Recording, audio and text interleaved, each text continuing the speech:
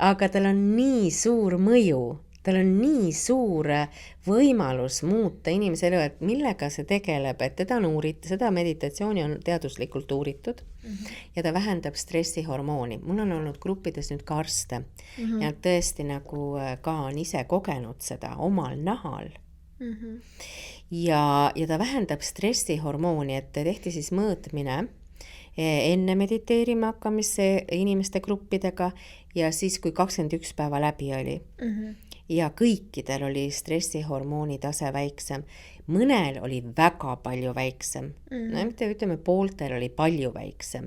Ja siis pooltel oli vähem, aga kõikidel vähenes. Ja millest see sõltub, kui palju ta siis väheneb, on see, kui totaalselt sa seda teed. Eks? Et öeldakse, et ära tee nagu poole vinnaga asju, ükskõik elus mida. Kas või teed süüa nii, et mõtled hoopis muudest asjadest ja nii edasi, et see maitse on kohe tunda.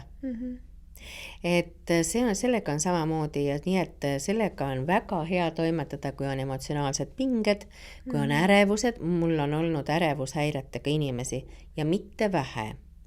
Ja nende tagasiside, mis nendega on toimunud, ikka seda on nii ilus kuulda, ütleb, et ise ütled, et ilma, et ma nagu ütleks või küsiks, et samad olukorrad ju elus, üks oli nagu liikluses, eks ju, et muidu kirus neid teisi juhte igal hommikul.